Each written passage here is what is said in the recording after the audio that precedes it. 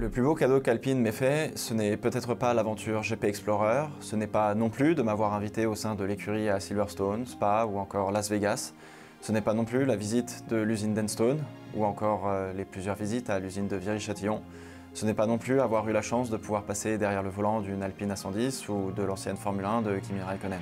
Non, le plus beau cadeau qu'Alpine ait pu me faire, c'est cette carte. Car elle vient du cœur des deux personnes avec qui j'ai le plus travaillé quand il s'agissait d'Alpine. C'était le jour de la présentation à Londres de l'A523 et ça tombait complètement par hasard, le jour de mon anniversaire. Et même si je ne suis pas très anniversaire, c'est l'attention qui m'a le plus touché, car cette carte, plus que tous les paddock pass et autre accès à ce monde incroyable qu'est la Formule 1, elle représente pour moi une appartenance que je n'aurais jamais imaginé avoir. Alors oui, j'ai voulu croire en cette marque, croire en ce projet, un projet qui nous dépasse, qui est plus grand que notre personne, aller plus haut, aller plus loin et surtout y aller ensemble. Et le plus fou dans tout ça, c'est qu'à part le GP Explorer et une OP pour le concours d'excellence mécanique, je n'ai jamais eu d'obligation contractuelle avec eux. Alors si je vous parle de ce souvenir qui m'a marqué à vie, ce qu'Alpine représente pour vous comme pour moi, chacun à son niveau, c'est parce que j'ai bien peur que ce projet, cette marque, qu'elle soit en Formule 1 ou sur nos routes, arrive malheureusement à sa fin.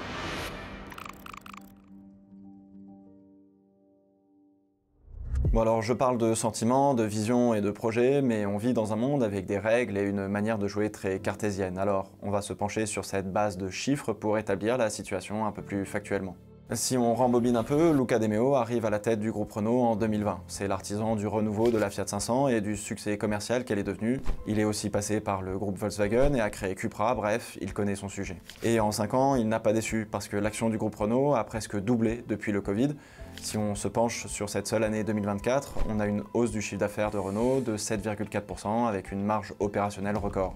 Si on prend même le premier trimestre 2025, on observe une hausse des ventes de 2,4% par rapport au premier trimestre 2024. Donc tous les feux sont au vert et si on regarde chez Alpine, et bah là aussi c'est assez énorme. En ce premier trimestre 2025, Alpine a doublé ses ventes par rapport à l'année dernière. Faut dire que désormais, la marque propose sa nouvelle A290, première voiture de son fameux Dream Garage. C'est difficile de dire quelle est la part de vente des A110 et des A290 puisque la marque n'a pas donné le détail. Mais si on part sur une estimation, ça serait aux alentours des 1200 livraisons d'A290, sachant que l'A110 thermique est en fin de vie. J'ajoute aussi que l'A290 surfe peut-être sur le succès de sa cousine, la R5, qui a été une vraie réussite et dont les chiffres de vente ont été meilleurs que prévu. Mais il faut aussi pondérer cette progression fulgurante car en début de commercialisation, généralement, les concessionnaires achètent souvent plus de voitures pour remplir leur showroom. Donc cela peut être parfois un peu trompeur. Et puis on a vu la deuxième nouvelle Alpine dévoilée mondialement à Dieppe, la 390, le SUV sportif de la gamme, lui aussi 100% électrique. Il faut donc attendre un peu avant de voir à quel point cela arrive à prendre, entre guillemets, auprès des acheteurs ou non. Si les chiffres de vente sont au vert, le plus gros problème vient de ce qui lie Renault à Nissan dans le groupe. Le constructeur français détient des parts dans l'entreprise japonaise et vice-versa. Et récemment, on observe une perte de valeur des actions de Nissan. La vente de ces actions aurait dû rapporter non pas 1,5 mais 2,8 milliards d'euros au groupe Renault. Le problème, c'est que c'est difficile de vendre des actions d'une entreprise qui est en crise comme Nissan avec une perte de 4,1 milliards d'euros sur la seule année 2024. Donc plus c'est le chaos chez Nissan, plus la valeur de Nissan baisse, plus ça pénalise le groupe Renault pour vendre ses actions plus chères qu'il ne les a acquis. En fait, là, par Nissan, Renault perd de l'argent. C'est donc un électrochoc que de voir le président directeur général de Renault, Luca De Meo, annoncer qu'il quittera ses fonctions en juillet pour partir chez Kering et relever un nouveau défi. Pourquoi partir maintenant alors que la machine est lancée avec la R5 et les autres futurs modèles de la marque, sans compter que les chiffres sont aussi au vert chez Alpine? Au vu de la communication du groupe, la surprise totale de ce départ et le fait que Luca De Meo avait dit être heureux de rester là où il était, cela donne à réfléchir et à questionner la raison de ce départ et de savoir si cela était vraiment volontaire ou non. On a quand même des rumeurs qui émergent sur le fait que l'un des actionnaires de Renault, l'État français, était tout simplement insatisfait de certaines décisions de Luca De Meo malgré les bons résultats. Alors on pourrait spéculer de notre côté sur le fait qu'une des raisons pourrait être l'abandon du moteur 2026 et la fermeture des portes de la Formule 1 à Viry-Châtillon, mais encore une fois ça me paraît peut-être un peu démesuré. Le départ de Luca De Meo n'est pas une bonne nouvelle, bien au contraire. C'est probablement le premier domino qui mettra fin à l'écurie Alpine en Formule 1, voire à la fin de la marque Alpine dans sa globalité, parce que le prochain nouveau CEO qui arrivera avec d'autres objectifs, d'autres manières de faire et surtout une autre vision de ce vers quoi le groupe Renault doit tendre dans les prochaines années. Si Luca De Meo est le premier domino qui pourrait faire tomber Alpine définitivement, alors quels sont les autres? Et j'en ai compté 3. La stratégie du produit Alpine, c'est-à-dire les voitures de route qu'ils vont sortir, la santé des marchés sur lesquels ils veulent vendre leurs voitures, et enfin la reconnaissance de la marque auprès des potentiels acheteurs. Alpine a donc travaillé depuis la fameuse présentation Renaulution de Luca De Meo et Laurent Rossi sur une stratégie de marque et doit sortir 7 voitures pour se retrouver avec une gamme complète et attaquer de nouveaux marchés. De la citadine au SUV en passant par la sportive, bref, on coche toutes les cases d'une marque automobile plutôt grand public, assez moderne. Vous allez me dire c'est peut-être un peu bizarre, mais Porsche a sorti le Cayenne il y a bien longtemps et c'est aussi ce qui a sauvé la marque. Et dernièrement, Ferrari a sorti le Purosangue par exemple. Hérésie pour le romantique qui trouve le confort dans ce qu'il connaît et le passé, logique pour l'avant-gardiste qui se projette dans un futur dont il n'a pas peur. On coche alors la case de n'avoir que des voitures 100% électriques pour Alpine et Renault, condition imposée par l'État français, actionnaire à hauteur de 15% du groupe, pour se faire sauver simplement financièrement du Covid à grands coûts de plusieurs milliards d'euros. Et j'insiste sur cette condition. Le problème chez Alpine réside dans la dissonance entre un discours du Born from Racing, Made by Racers, dont je vous ai parlé l'année dernière. Le lien entre la piste et la route était difficile à comprendre puisque la marque n'est présente dans aucune catégorie de sport auto 100% électrique. Depuis, ce slogan, pourtant intéressant, a disparu et a laissé place à 3 piliers génériques: performance, agilité et légèreté, ainsi que le savoir-faire français, parce qu'il faut pouvoir se différencier de Lotus par exemple. La conviction et le mythe lié au sport automobile n'est donc plus présent, et on commence à voir un éloignement pour éviter la confusion dont je vous parlais l'année dernière. Pour le groupe Renault et la France, il faut pouvoir sortir en tête de cette révolution technologique imposée par les politiciens en quête de réélection des différents États de l'Union européenne dans un souci de combattre le dérèglement climatique et de dépolluer la mobilité. La transformation demandée par l'Europe pour l'industrie automobile est d'une telle violence sur un si court laps de temps que ça paraît irréalisable, et c'est le cas. Construire une voiture électrique ne demande pas les mêmes chaînes de production, les mêmes compétences pour les ingénieurs et les ouvriers, et il faut poser la question de savoir si le marché est prêt à recevoir cette offre de voiture électrique. Mais Renault et Alpine l'ont fait, certes dans la douleur, mais ils l'ont fait. Ils ont désormais les capacités de produire de la voiture électrique et de rester agiles pour produire des hybrides et puis du thermique. Maintenant, il faut trouver un ou des marchés pour vendre toutes ces futures voitures. Et vient donc le deuxième très gros problème. En termes d'objectifs, Alpine vise de passer de 4500 voitures vendues par an à 150 000 quand toute la gamme sera enfin déployée au début des années 2030. Oui, je sais, ça fait beaucoup de voitures pour une marque sportive de niche comme on la connaît actuellement. Comme pour les marques de voitures de luxe, que ce soit Aston Martin, McLaren ou d'autres, et je ne compte pas spécialement Ferrari qui reste quand même un peu à part, Alpine vise 2 marchés hyper importants pour aller chercher de la croissance: les États-Unis et l'Asie, et en particulier la Chine. Sauf que si vous avez suivi les actualités de ce début d'année, vous êtes au courant des mesures protectionnistes ou du bazar qu'a mis Donald Trump sur tous les marchés avec ses droits de douane. Eh bien Alpine visait une entrée sur le marché américain pour 2027 et vu la tournure des événements, elle a tout mis en pause. C'est donc un très gros marché en moins pour vendre des voitures. En ce qui concerne l'Asie et la Chine en particulier, je vous rabâche le terme de luxury shame, qui n'est ni plus ni moins que des mesures de protectionnisme de la part de l'État chinois pour fermer son marché à des entreprises étrangères et booster les ventes de ses propres entreprises. On en avait parlé dans la vidéo sur Audi qui a dû créer une joint venture avec un constructeur automobile chinois et établir une nouvelle marque avec une nouvelle identité, Audi sans les 4 anneaux. Alpine ne peut donc pas aussi facilement entrer sur ce marché par rapport à il y a quelques années, sauf si elle passe par une coopération avec un constructeur chinois et avec une nouvelle identité. C'est perdu. L'autre problème auquel se heurte la marque, c'est qu'en dehors de la France, la marque Alpine, c'est tout nouveau et ça n'a pas du tout la prestance et la perception que l'on peut avoir, nous, Français. Alpine, c'est assez gros au Japon, par exemple, où il y a un cœur de passionnés de la marque, mais ailleurs, on ne sait pas si on dit Alpine ou Alpine. Parce qu'à part des amateurs passionnés de pilotage qui aiment et comprennent le comportement sportif léger d'une Alpine A110 sur petite route, Alpine n'impressionne pas grand monde dans le bon sens du terme. Et pour cause, on n'entend pas parler de cette marque qui ne proposait qu'un seul modèle il y a encore peu. Et donc, pour faire avancer le mythe, ça devait passer par autre chose. On a donc une gamme de produits imposés par des politiciens complètement hors sol, en dissonance avec l'esprit de la marque, des marchés complètement au ralenti et une reconnaissance de marque auprès du public international de l'ordre de la niche, plutôt qu'une marque connue prête à vendre 150 000 modèles par an. Et si on a beaucoup parlé du constructeur automobile Alpine, c'est pour évidemment aborder son côté sport automobile, car la marque comptait énormément dessus pour se faire connaître et construire une base de fans et conquérir des potentiels acheteurs. Alors forcément, on nous avait présenté une vision et des objectifs de résultats pour mettre Alpine en haut de l'affiche. Cela avait pris forme avec les fameux 100 Grands Prix pour jouer le titre en Formule 1, annoncé début 2021, soit 5 saisons à l'époque. Et au bout de cet objectif, la marque aurait acquis une belle renommée mondiale, pilotant pour la sortie de ses premières nouvelles voitures et assurer des objectifs de vente. Donc sur le papier, ça faisait sens en termes de stratégie, se servir de la Formule 1 et de son immense aura pour prouver le fameux Born From Racing et le traduire comme on le pouvait par le Made by Racers en voiture de route électrique. Et 5 saisons plus tard, nous y sommes, là, aujourd'hui. Et malheureusement, Alpine est bonne dernière du classement général des constructeurs en Formule 1. Les péripéties de cette histoire sont nombreuses et étonnamment redondantes, comme une histoire qui ne veut pas décoller et qui recommence à zéro chaque année. Pendant 5 ans, on a vu se dérouler sous nos yeux le scénario du très bon Edge of Tomorrow, mais sans que Tom Cruise ne rencontre Emily Blunt pour faire progresser l'histoire en sachant éviter les obstacles. Alpine n'a jamais réussi à sortir de cette plage du débarquement de ce film incroyable. La tête de l'écurie a changé chaque année. Marcin Budkowski, Laurent Rossi, Otmar Szafnauer, Bruno Famin, Oliver Hawks et pour finir, Flavio Briatore. Flavio Briatore en arrivant à refixer des objectifs, non pas de moyens comme chez Williams ou même Aston Martin désormais pour les années à venir, mais des objectifs de résultats.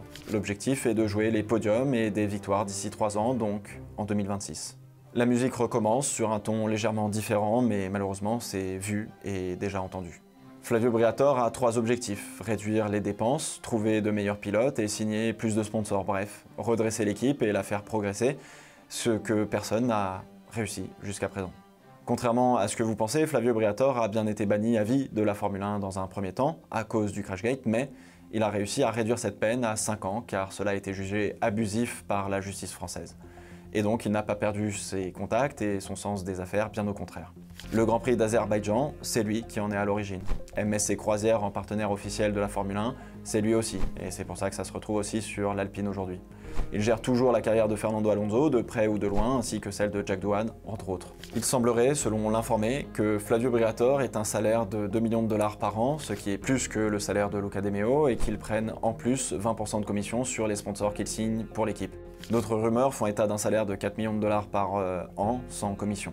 On ne saura jamais le vrai du faux, même Jean-Dominique Sénard, le président du conseil d'administration du groupe Renault, avoue qu'ils n'ont été qu'informés de l'arrivée de Briatore et qu'ils ne sont pas au courant des détails du contrat de l'Italien. C'était une décision de management entièrement assumée et portée par Luca De Meo. Flavio Briatore a commencé un ménage de printemps au cours de l'année dernière qui allait enfin en profondeur pour remanier l'équipe. Et j'ai l'impression d'avoir déjà dit cette phrase. C'était un mal nécessaire car il n'avait jamais été fait auparavant. Et j'ai encore l'impression de dire cette phrase. Beaucoup sont partis, quelques-uns sont arrivés. On va compter gentiment David Sanchez, qui est arrivé début 2024. On peut compter David Greenwood, qui était l'ingénieur en piste de Raikkonen chez Ferrari, Chris Midley, un ingénieur reconnu chez Ferrari aussi, ou encore Richard Lockwood, le chef stratégiste de chez Williams. Et si vous le voulez bien, j'aimerais refaire un saut dans le passé et m'arrêter juste quelques instants sur cette image. On y voit presque 3 générations de pilotes prêts à emmener une écurie et une marque tout entière. Depuis, un par un, ils sont partis. Le premier par expérience, sentant le management instable pour emmener le projet, et parce que l'herbe était plus verte chez le voisin. Le deuxième parce qu'il a bénéficié d'une incompétence ou d'un dilettantisme spectaculaire de la part du management global pour finalement se retrouver dans une position de jouer le titre mondial avec McLaren aujourd'hui. Et le dernier s'est fait simplement éjecter comme un malpropre au terme de 2 saisons de collaboration avec le pilote avec lequel il s'entend le moins bien sur et en dehors de la piste. J'y ai cru personnellement en me disant que la maturité et le projet dépassaient leur propre personne, mais pour cela il fallait une vision et un management fort qui donnaient l'exemple. Alors Flavio Briatore compte sur Gasly pour faire table rase du passé, il teste Jack Doohan puis l'éjecte pour faire place au sponsor de Franco Colapinto qu'il a récupéré de chez Williams. Les rumeurs font état que l'Argentin, qui se fait soutenir par toute l'Amérique latine, est lui aussi en test pour quelques Grands Prix, avant de voir peut-être le baquet passer entre les mains d'un autre pilote. Et s'il y a bien un autre pilote qui pourrait être intéressant pour Flavio Briatore, c'est Sergio Pérez. Il apporterait des gros sponsors pour l'écurie, de l'expérience et permettrait aussi de couper l'herbe sous le pied à Cadillac, qui le vise pour son entrée en Formule 1 en 2026. Et au passage, si Flavio prend une com, tout le monde est content. Le dernier à être sur la liste est Mick Schumacher, qui performe en endurance avec Alpine. Tout le monde sait que le fils du septuple champion du monde a une histoire inachevée avec la Formule 1 et qu'il a envie d'y revenir, au grand désarroi de l'équipe de Philippe Sino. Alors on repart sur la recherche d'une paire de pilotes qui permettent d'aller chercher de la performance, mais si c'est un des problèmes, comme pour Aston Martin, ce n'est pas le problème. L'un des plus gros problèmes reste les infrastructures qui vieillissent par rapport aux standards actuels de la Formule 1, surtout quand Aston Martin vient de replacer la barre très haute. Luca De Meo a pris la décision l'année dernière de fermer les portes de la Formule 1 à Viry-Châtillon sur les conseils de Flavio Briatore qui encense le futur moteur Mercedes. Si la décision peut faire sens sur le modèle économique car cette fois moins cher, on peut se poser la question comment Flavio Briatore juge le moteur Mercedes de 2026 alors qu'il n'est pas censé y avoir accès contrairement au moteur Renault. D'ailleurs, vous m'aviez parlé de coûts irrécupérables pour l'arrêt du moteur 2026 de Viry-Châtillon et dans cette situation, malheureusement, ce n'est pas valable. Car pour parler de coûts irrécupérables, il faut de nouvelles preuves qui montrent que continuer n'est pas la meilleure décision. Et comme le moteur était en développement, était prometteur, n'avait pas encore pris la piste face à la concurrence, il n'y avait donc pas de nouvelles preuves qui montraient que continuer n'était pas la meilleure option. En revanche, demander l'arrêt du travail sur ce moteur au 3e Grand Prix 2026 parce que les deux voitures sont à 4 secondes de la concurrence, oui, ce sont de nouvelles preuves que malgré tout l'argent investi, continuer n'est pas la bonne décision. Aujourd'hui, la voiture se situe dans le milieu de peloton quand on parle de performance pure, mais elle est inconstante. C'est déjà un premier problème qui vous empêche de pouvoir performer chaque week-end. Malheureusement, on voit aussi des erreurs d'exécution de la part des pilotes ou même de l'équipe et parfois un manque de chance qui ajoute encore une difficulté. Et lorsque vous cumulez les deux, dans la saison la plus serrée de ces dernières années, Alpine se retrouve à la dernière place du classement des constructeurs après seulement 10 Grands Prix. Alors au bout de cet éternel recommencement, en cette année 2025 censée marquer l'aboutissement de ce plan originel des 100 Grands Prix, la question se pose, quel est le plan d'Alpine en Formule 1 aujourd'hui? Est-ce qu'il y en a un d'ailleurs? Eh bien, c'est l'autre objectif de Flavio Briatore, faire d'Alpine F1 une écurie potable dans une optique de revente d'ici quelques années, bien que l'intéressé et Luca De Meo s'entêtent à nier cette affirmation. Et si on pouvait avoir encore quelques doutes l'année dernière à l'arrivée de Flavio Briatore, un an plus tard, la situation a changé. La Formule 1 avance, la géopolitique mondiale devient difficile pour l'Europe, et comme les objectifs n'ont pas été accomplis par l'écurie en catégorie reine, la notoriété d'Alpine dans le monde n'a pas bougé. Au contraire, elle a même régressé dans une cacophonie devenue risible au travers de ses frasques diverses et variées en piste, prenant presque la place du vilain petit canard du paddock de la Formule 1. Alors, il ne nous reste plus qu'une seule question à se poser. Pourquoi continuer ? Avec le temps, j'ai cette impression de décalage entre ce vers quoi la marque Alpine veut tendre depuis le début et ce que les gens en attendent, qu'ils soient acheteurs ou simples fans. Si le postulat de départ du Born from Racing, Made by Racers proposé par la marque est totalement aligné avec l'idée dont se font les gens de la marque Alpine, l'exécution de cette maxime a malheureusement pris une toute autre direction. Alpine représentait et représente toujours dans l'inconscient collectif la petite barquette sportive de passionnés et de connaisseurs. Elle représente le dernier refuge des passionnés d'automobiles sportives françaises, garant d'une émotion mécanique, de cette chose indescriptible que l'on ressent au volant d'une telle voiture. Elle représente la dernière fierté française routière. Pour en avoir fait l'expérience, les motards vous lèvent leurs pouces lorsqu'ils vous dépassent, et même les gendarmes sont plus cléments que si vous rouliez dans une sportive allemande s'ils devaient vous arrêter pour une infraction au code de la route. Cela n'arrive avec aucune autre marque de voiture, et c'est là toute la puissance d'Alpine, surtout en France. Alpine a cette capacité et peut-être surtout ce devoir de transcender ce qu'est l'automobile. Là où de plus en plus de personnes n'y voient qu'un moyen de transport de plus en plus désuet, la voiture bleue est celle qui montre que ce n'est pas la destination qui compte, mais le voyage et ce que l'on vit le temps de quelques kilomètres. Alors forcément, quand la nouvelle première voiture est une citadine électrique, les sourcils commencent à se hausser. Et lorsque la deuxième est un SUV, lui aussi électrique, on commence à perdre le fil de ce qu'est et représente véritablement Alpine et où la marque souhaite nous emmener. Et si le passionné en moi vous parle, il aurait adoré voir une grande sœur arriver avec un V6 turbo maîtrisé par Renault pour propulser une sportive un peu plus grosse et pourquoi pas faire une réinterprétation de l'Alpine A310 de l'époque. Elle aurait pu être le symbole d'une première voiture ambitieuse, montrant que la marque n'allait pas jouer petit bras. Allons jouer contre, pourquoi pas, des Porsche 911 ou même quelques McLaren en jouant sur son châssis et son agilité qui en fait sa signature malgré peut-être un déficit de puissance par exemple.